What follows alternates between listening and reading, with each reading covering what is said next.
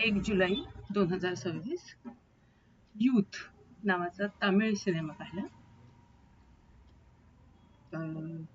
ते यूथच्या नावाखाली धांगडधिंगाच आहे मुलांचा, शाळेतल्या 12वीच्या मुलांचा, पण एक चांगला मेसेज पण आहे त्याच्यामध्ये.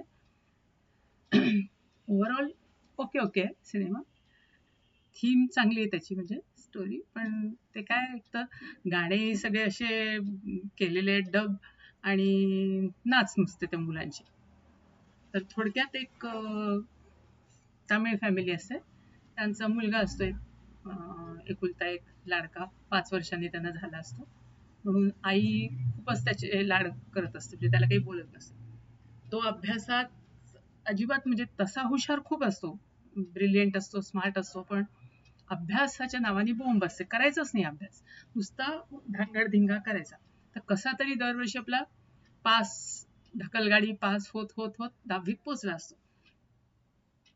आणि मग 10वीतही त्याची आई खूप सारख्याने उपास तपास पूजापाठ तिचे चालूच असतात त्याच्याकरता. तर कसा तरी तो 35% पास होतो आणि मग 12वीला त्याला ऍडमिशन मिळते.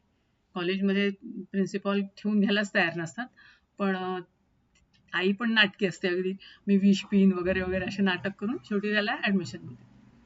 आता हा म्हणतो नुसतंच काय आपलं जीवन कॉलेजमध्ये वाया घालवायचं, जरा मुली बिलींना अट्रॅक्ट करू म्हणून तो मुलींच्या चक्करमध्ये असतो. आता वर्गात आणि त्याचे मित्र मंडळ चांगलं असतं सगळं, तर पण वर्गात त्यांचे ते धांगडधिंगा आणि लक्ष नाही, होमवर्क केलं नाही म्हणून त्यांना सारखंच क्लासच्या बाहेर उभं करत असतात. 3-4 जण नेहमी त्याच्यावर असतात. तर अशाच याच्यात एक त्यांच्या शेजारच्या क्लासमधल्या पण एका मुलीला बाहेर उभं करतात. तर त्यांची अशाच याच्यात दोस्ती होते आणि त्याचं तिच्यावर प्रेम जमतं.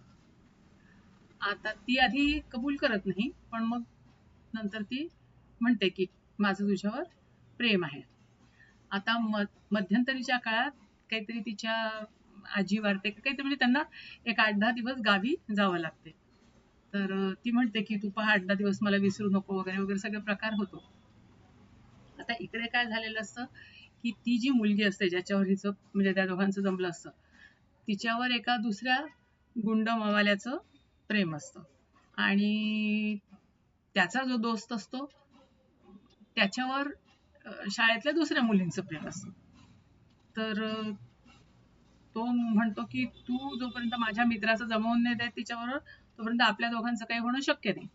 म्हणून मग त्या मैत्रिणी मिळून एक प्लॅन ठरवतात आणि त्याच्यातली एक जण जी असते ती ह्याच्याशी प्रेमाचं नाटक करते आणि हा हुरळतो तिच्याबरोबर, फिरतो, खातो, पितो सगळं. तर जेव्हा ही परत येते तेव्हा तो तिच्याशी बोलतच असतो, पण तो तिला सांगतो की नाही, असताना ही माझी एक मैत्रीण झाली म्हणून, पण आमचं काही प्रेम नाही. जरी त्याला अट्रॅक्शन वाटत असते, पण त्याला तीच म्हणजे आधीचीच आवडत असते. म्हणजे तो काही तसा बंडल बाजपणा नसतो करत, पण त्याला म्हणजे आवडतं की अरे ही मुलगी ती मुलगी ती मुलगी, म्हणजे असं जरा. तर त्या बाकीच्या मैत्रिणी मग तिचे कान भरतात की अगं नुसती मैत्री नाहीये, त्या दोघांचं प्रेम आहे, तो तुला फसवतोय वगैरे असं. आणि मग मुद्दामून त्या लोक प्लॅन करून एक दाखवतात की कसं ते दोघं, म्हणजे ती बोलवते त्याला रात्री भेटायला आणि मग मिठी मिठी मारते त्याला. तर मग ही म्हणते की नाही नाही, तू माझ्याशी खोटं बोलला, आता आपल्या दोघांचं प्रेम नाही, आता मी तुझ्याशी कधीच बोलणार नाही, झालं. हा दुःखी होतो खूप, आणि मग आणखीनच म्हणजे हे मारामारी आणि हे ते सगळे प्रकार त्याचे होतात. तर त्या वर्गात एक मुलगी असते जी खूप हुशार असते, अभ्यासू असते, तिला करिअर आपलं बनवायचं असते. तर तिला मनोमन हा आवडत असतो, पण तिने कधी असं बोलून दाखवलेलं नसते. पण मग ती त्याला मग समजावते की असं नाही, तू अभ्यास कर, हे कर, तर सगळं चांगलं होईल तुझं.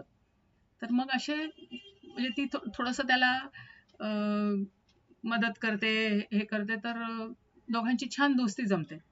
मग ते मुलं म्हणतात की ती नक्की तुझ्यावर प्रेम करते बरं का, तू बोलून बघ. तर मग हा एकदा व्यक्त करतो, त्यांचं गॅदरिंग असतं तेव्हा, की मला तू आवडतेस म्हणून. मग ती म्हणते मला पण तू आवडतो, पण माझं तुझ्यावर प्रेम नाहीये. मी तुझ्यावर प्रेम तेव्हाच करेन जेव्हा तू 12वीत चांगल्या मार्कांनी पास हो. कारण म्हणे मला मी काय करू म्हणे, तू नुसता पास होतो की नाही त्याची धाकधूक आहे. तू काहीच केलं नाही तर मी काय करू म्हणे तुझ्यावर राहून. नुसतं प्रेम आणि काही पोट भरत नाही. मला माझं करिअर करायचंय. तर तू जर चांगल्या मार्कांनी पास होऊन चांगलं कुठे तुझं करिअर केलंस तर मग आपल्या दोघांचं होऊ शकते. मग तो खूप मनावर घेतो. कारण त्याला ती आवडत असते आणि त्याला म्हणजे जेन्युइनली वाटतं की ही खरंच चांगली आणि आपल्याला सुटेबल आहे म्हणून. मग कारण त्यांनी एकदा तिला मग असंच आवडायला लागली होती तर खोटंच आईचा वाढदिवस आहे म्हणून घरी बोलवलेलं असतं. तिने घरी मग चहा पण केलेला असतो. आई वडिलांना म्हणजे ती एकूण आवडलेली असते. तर मग तो म्हणतो चला तर सेट आहे आपलं. अशा याने तो प्रॉमिस करतो. मग ती पण त्याला अभ्यासात मदत करते. त्या निमित्ताने त्याचे मित्र पण घरात येऊन अभ्यास करतात. आई वडिलांनाही बरं वाटतं की म्हणजे हा अभ्यास करायला लागलाय वगैरे. आणि त्याचा परिणाम रिझल्टवर दिसतो. 12वीची परीक्षा होते आणि तो टोटली बदलून जातो. आधी जो नुसता टपोरी टाईप असतो हे ते, तर त्या दरम्यान त्याच्या आईला अटॅक आलेला असतो, हार्ट अटॅक. तर हार्ट अटॅक मग तिचं ऑपरेशन झालेलं असतं आणि त्या त्या याच्यात मग तो आणखीन बदलून जातो.